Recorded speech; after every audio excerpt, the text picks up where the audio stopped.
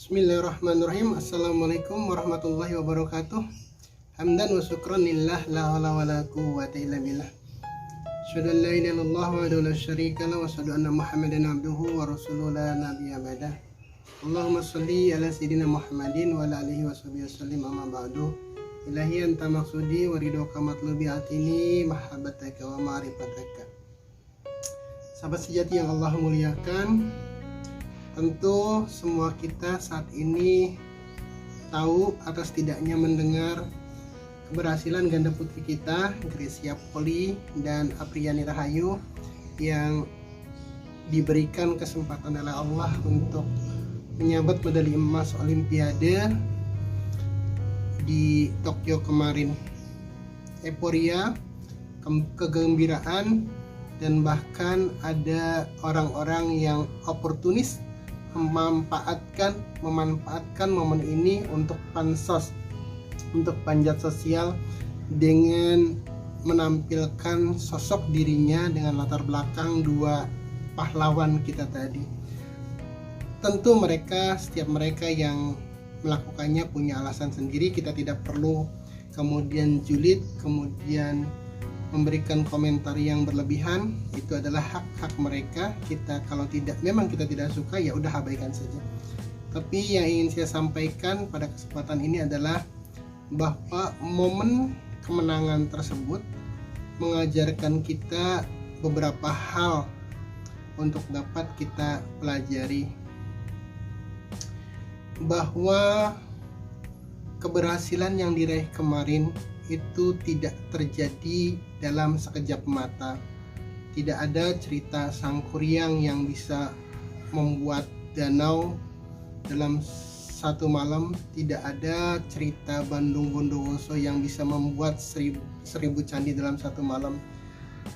Itu hanya dongeng, dan semua dongeng itu pun menyiratkan ketidakberhasilan mereka ketika melakukan sesuatu hanya dalam satu malam.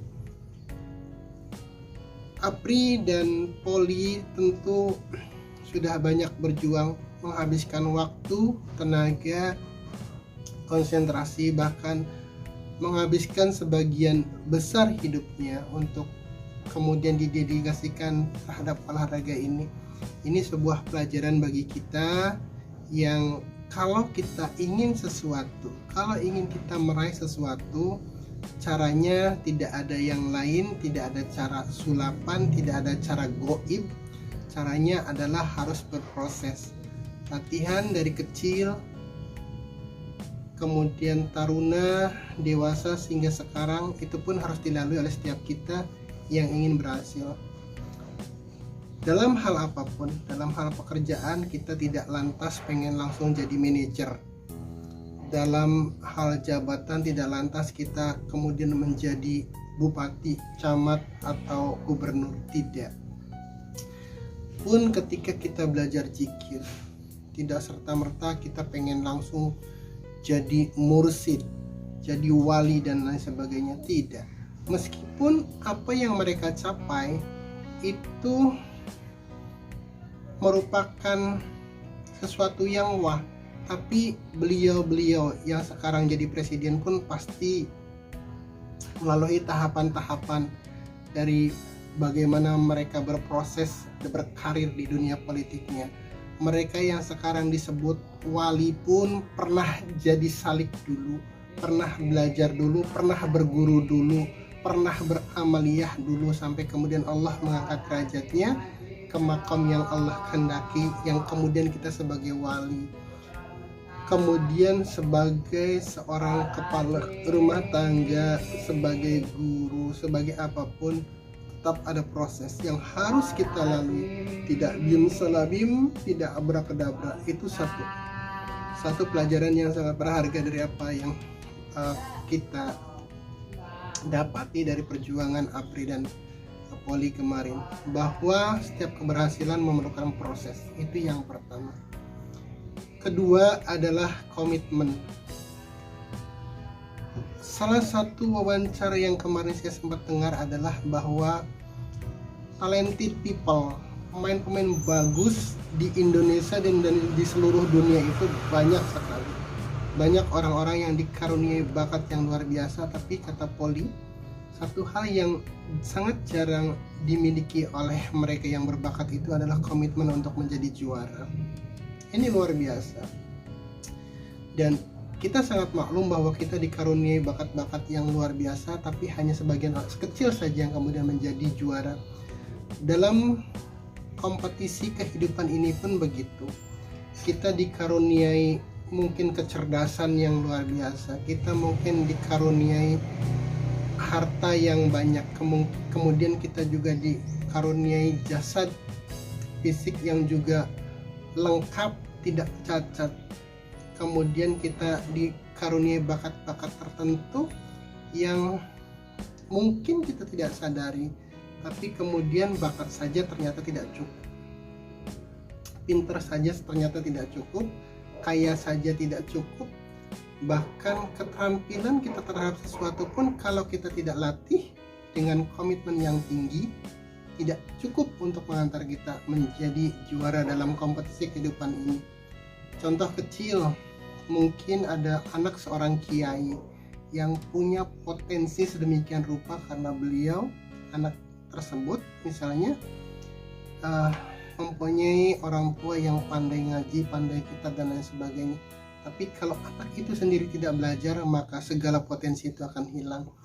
Kemudian ada anak seorang pejabat tinggi misalnya, tapi ketika kemudian tidak memanfaatkan, tidak bisa mengelola potensi tersebut, banyak anak pejabat yang kemudian justru hidupnya jauh dari keberhasilan. Pun ketika anak orang kaya yang dari kecil bergelimang harta, segala fasilitas ada, toh pada akhirnya harus gagal, tidak mendapatkan apa yang dia inginkan karena dia tidak punya komitmen untuk belajar. Jadi itu, karena komitmen merupakan salah satu faktor yang sangat krusial dalam hal apapun. Dengan komitmen ini kemudian lahir tanggung jawab. Hanya dengan komitmen yang tinggi, orang atau seorang atlet misalnya akan mau berlatih dengan keras, mau menghadapi tekanan, mau menghadapi pressure, mau menghadapi kompetisi yang berat. Kemudian juga dia bertanggung jawab untuk menjaga dirinya dari hal-hal yang kemungkinan merusak karirnya. Pun dalam kompetisi kehidupan ini, ketika seseorang berkomitmen untuk berhasil, tentu dia tahu track mana yang harus dia pilih. Dia menjauhi pergaulan yang tidak sesuai, dia menghindari kemudian mengkonsumsi hal-hal yang tidak seharusnya dia konsumsi. Kemudian dia punya tanggung jawab terhadap waktu dan fasilitas yang dia punyai. Komitmen. Yang ketiga adalah antusiasme. Saya lihat kemarin sebuah epik yang sangat luar biasa yang ditampilkan oleh kedua pasangan ini, bahwa dengan antusias mereka berjuang, bermain dan berkompetisi dari awal sampai akhir. Karena tadi ketika kemudian kita menjalani hidup ala kadarnya, apa adanya, terserah apa yang kita ada, angin ke kiri, ke utara kita ikut, angin ke selatan kita ikut, maka selamanya hidup kita tidak akan pernah terarah. Kemudian antusiasme ini sebenarnya yang kemudian akan berdampingan dengan komitmen yang sudah ada pada kita untuk bersama-sama menuju puncak keberhasilan. Tanpa antusiasme, maka komitmen itu tidak punya partner untuk berkolaborasi mencapai keberhasilan.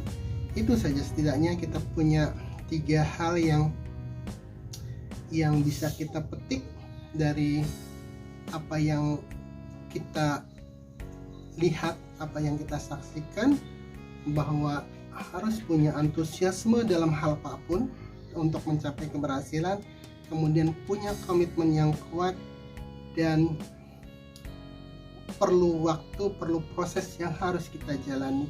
Dengan ketiga hal, dengan menyadari ketiga hal inilah, kemudian insya Allah kita akan bisa mencapai apa yang kita tuju biidznillah. Billahi taufiq wal hidayah. Assalamualaikum warahmatullahi wabarakatuh.